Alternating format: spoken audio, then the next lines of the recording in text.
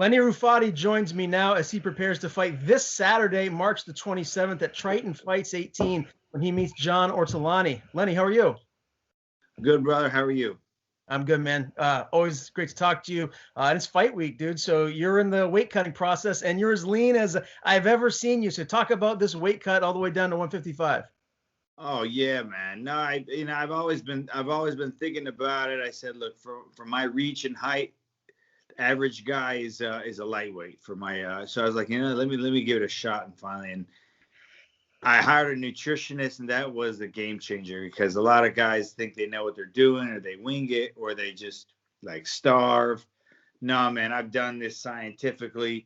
My buddy, my nutritionist Eric Pena, he's got everything lined up for me between now and fight night.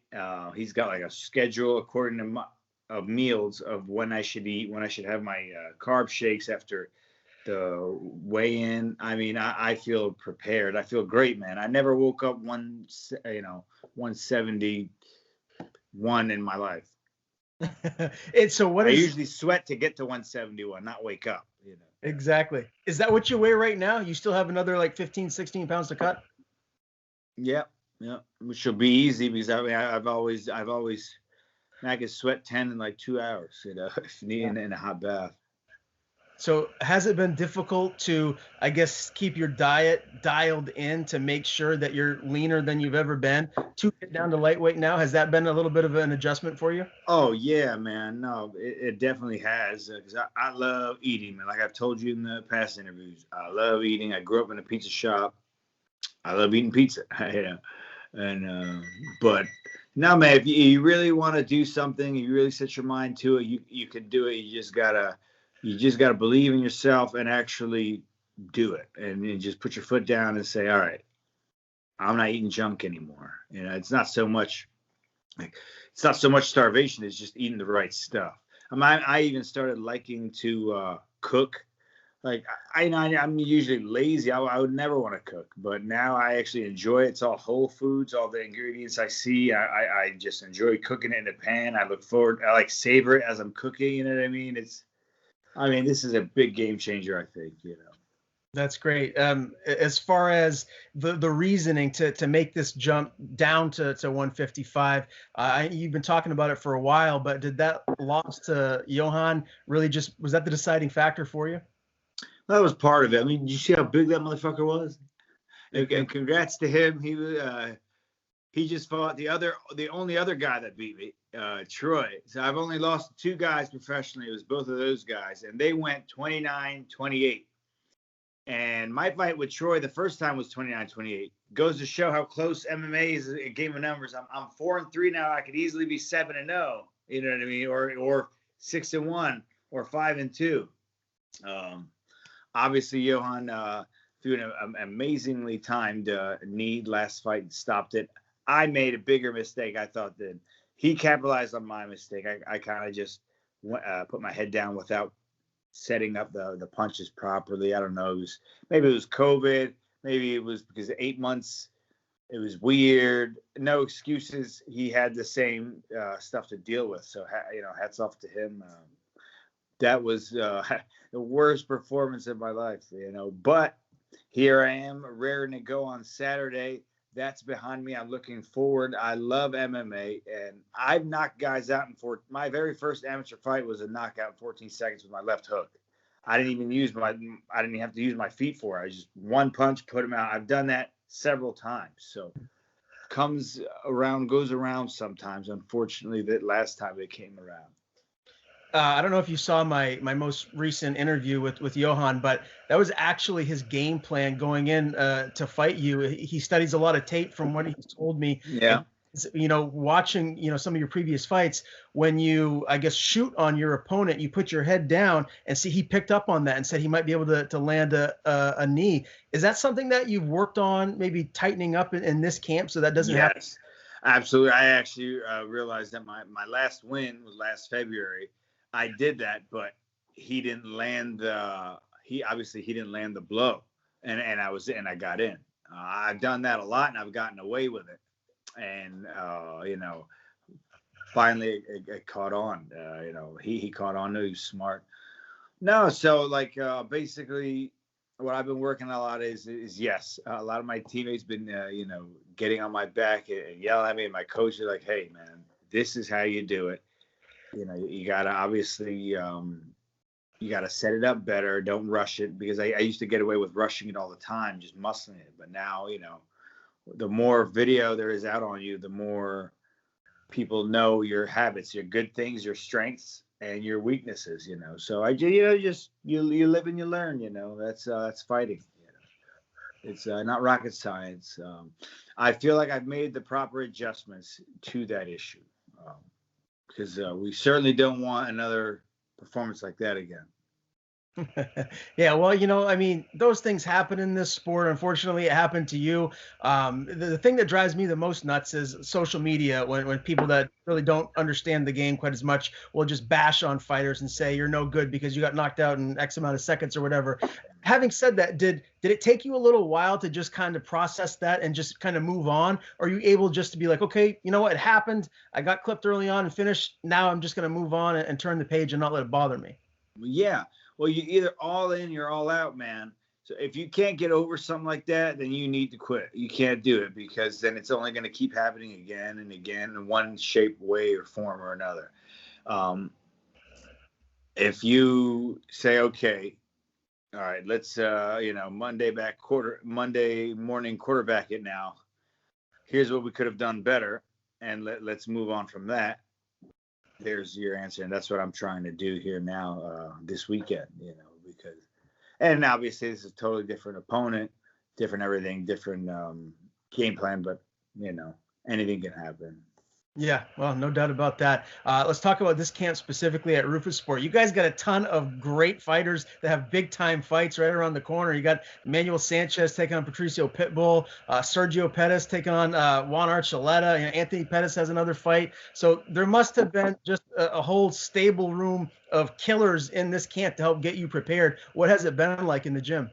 Oh man, it's been awesome, and I'm gonna say I gotta say the number one, believe it or not, the number one person I've been learning from is Duke Rufus himself. Man, he's there at every practice, and he's been on me. He's been like, Lenny, you're doing this good. You're doing that again.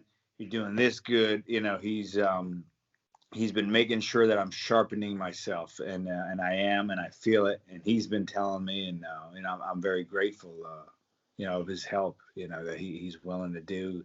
I mean, he's one of the best to ever do it, right? I mean, like you said, we have Manny fighting the week after me. He's looking to get that million and belt. We like you said, we got Anthony, Sergio, Raf. We have the best fighters on the planet, man. And I get to learn wrestling from Raf. And I mean, I'm blessed, man. Like obviously the record 4-3 does not look amazing, but that can change. I go on a win streak, and it's as if it never happened. Yohan's no bum. The guy's 6-0 now with 5 first-round finishes, 5 or 4 first round. He's gonna get that call to UFC, like you know what I mean. And arguably, he could fight 85 if he really wanted to. Not that it matters, but and then Troy was ring combat champ 4-0. Very, very talented, and I was this close to beating him that first fight. And this is MMA, man. I know you're an avid watcher and studier of the sport. Anything can happen. The only thing that matters is how much passion and love you have for the sport and to keep going. And yes, it does have to make sense. You can't be getting knocked out every fight in 5 seconds or 10. You know what I mean? But no, man, I love it, and I feel, and I honestly, truly believe I can be very, very successful in this sport, despite my age. Despite I just started 5 years ago at age 28. I'm 33 now. Look, man, I got no children. All I got is a girlfriend who she loves MMA just as much as I do, and we train together. And she's got a fight coming up next month in Kentucky. She was supposed to fight on CFFC, but she got a 14 stitches to her eye in practice, but that's the name of the game here. So, I'm looking forward to cornering her. First I'm going to focus on this Saturday, and then after this Saturday, focusing on her amateur debut. She was an amateur boxing champ, so I'm very proud. That's Yeah, fantastic. this is what we love, man. We work, we live based according to the schedule of Roufusport. That's We take it fantastic. very seriously. Yeah, and you have your girlfriend right there who's embarking on a MMA career as well. So that's just phenomenal that you have the support right there in your own home to help you keep pushing forward. Literally, she's in the other room right now. She works from home. Yeah, she could probably hear me. Yeah, no, man, we're blessed, man.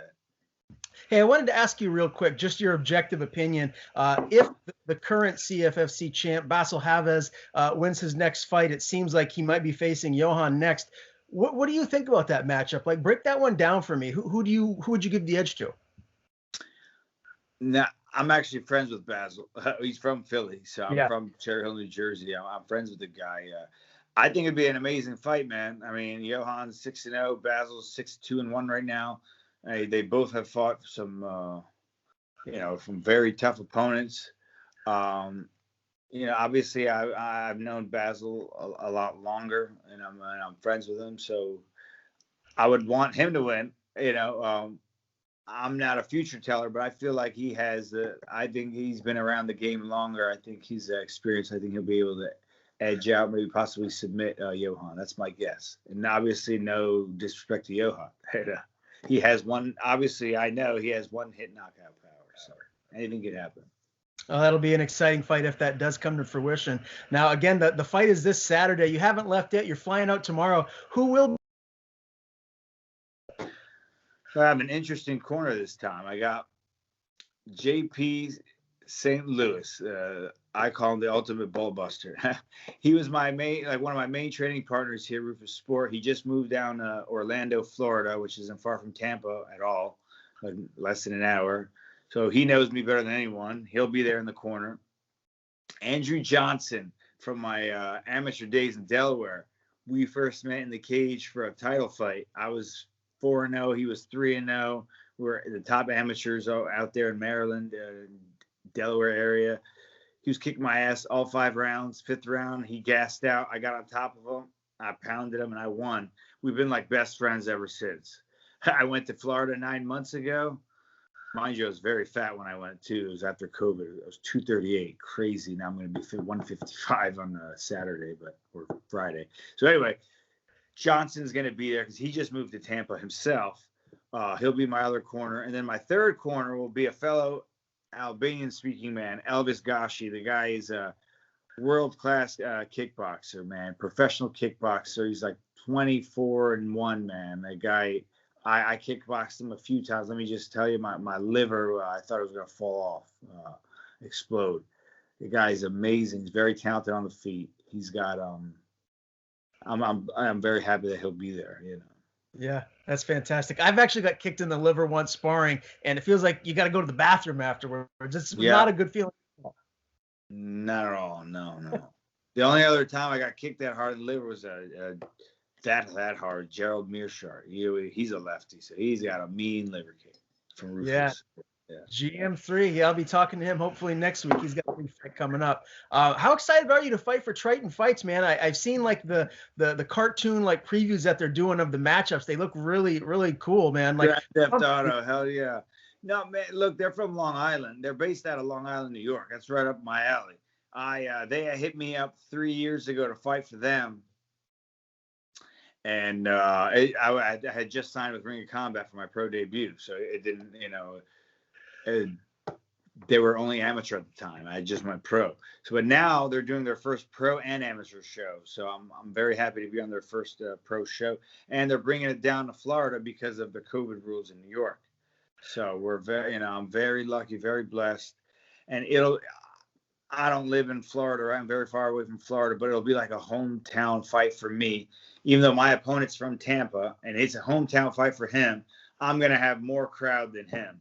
Picture that, because there's 4 of us Albanians on the card, and they all brought people. I brought people. It's going to be insane, man. My coach, Duke Rufus, dubbed it Tampa-bania. There's lots of Albanians in Tampa. Okay, all right, I like it. That's going to be a good thing for you. So, how full are the stands going to be here? Is it going to be 50% or a little more? That is a good question. I think it's gonna. I don't know the exact percentage capacity of the state, but I think it's full capacity. I could be wrong, but it's gonna be a shitload of people. Wow. Well, we're Not getting back. socially distant. Yeah, we're getting back to normal, which is a nice thing to hear. You gotta say hello to a friend of mine that's fighting on the same card as you, Glory Watson. She's making her pro debut, and she was the number one ranked pound for pound female in New England. She's right in my hometown. Pretty little blonde girl. Yeah, try and say hello because she might be in the UFC one day, and I know she wants to travel more for sparring and whatnot. So who knows? Maybe Roufusport could be a good spot for her at some point down the line. I'll give her the heads up. I'll be like, Mr. Ryan said hello. Yeah, cool. And he said, you're a pretty little blonde. She'll probably beat you up for that. Let's talk about John Ortolani, your opponent. He's 10-14. He's got a couple of heel hook wins, big submission win over Bruce Boynton back in the day. When you look at this matchup, how do you like it for yourself? I love it, man. I think it's like the first professional fight where I actually am like the same height as my opponent, same size. Like we're pretty much evenly matched when it comes physically. So that's something to look for. I don't got to worry about the reach anymore, So that's something to look forward to. But he is more of a grappler, as you stated. So that'll be interesting. I've usually fought strikers, so this will be cool, Do you see yourself ending this quickly, or are you anticipating this fight could go a little bit longer than the first? Well, looking up the patterns of his fights, he either wins by submission or gets knocked out on the feet. So I would like to preferably knock him out on the feet. Of course. I have that one hit knockout power that I've proved several times on video. All right. Yeah, well, I think you'd have to be the heavy favorite going into this fight against John Ortolani, coming down from welterweight here, making your debut at 155. It's going to be interesting to see how that translates for you moving forward. Do you really feel like this you could be a different kind of animal, different kind of fighter at 155 versus 170? That's what this weekend is going to show, brother. Yeah, that's right. I just can't binge as much after the fight as I normally do. That's all. I just got to work on that. Just one pizza, not two. Yes. One whole pizza, not two whole pizza. You're right. All right. Well, Lenny, again, always a pleasure to talk to you, my man. You can see Lenny fight this Saturday, March 27th, Triton Fights 18 when he meets John Ortolani. And I do understand there's a pay-per-view where you can watch it online too. So anyone out there that wants to check it out, make sure you get on their website so you can watch it if you can't be there in attendance. Before I let you go, man, I know you got a lot of people that support you. Tell people where to find you on social media. And if you have any sponsors, the floor is yours. Harry's Prohibition Bistro. Love that family out of Sheboygan, Wisconsin. They have the best fine dining restaurant. They sponsor me every fight. Me and my girlfriend. Love these guys. My Fight Space in New York City. Where At Entertainment, my boy here in Milwaukee, Wisconsin. Parkside Family Restaurant, Sheboygan, Wisconsin, my sister's restaurant. Plaza Pizza, Cherry Hill, New Jersey, my dad's pizza shop. MMA Tico, they freaking rock, man. They make shirts, they ship them, they design them. They work very, very hard for their fighters. MMA Tico, it's Alex Einhorn, John Brennan. They're awesome dudes. Sucker Punch Entertainment, my management. Team Gashi, I mentioned Elvis Gashi, the Albanian cornerman and kickboxing champ. Eric Pena, my nutritionist. Changed my life, literally. Roufusport, of course. Roufusport. Method MMA, the first gym I started at and who I keep tabs with and in touch with. TKO Fitness, where my buddy Ryan Cafaro, who I went to high school with. Haiti Mehmeti is like my number one supporter. This guy always gets me support and sponsors. Haiti Mehmeti, he's a singer, Albanian singer in New York City. Also for Albanians that want to get the Triton Fights pay-per-view, if you're in Albania, you gotta do KO TV app, download KO TV app, and then select Triton Fights. And when you select Triton Fights, make sure you select my name, Lenny Rufati, so I get credit for it, if that's okay. All right, and that should do it. Awesome. Well, again, my man, always a pleasure to talk to you. Best of skill come fight night, and we'll be chatting again soon. Thank you, Ryan. Always good talking to you, brother. Always good talking.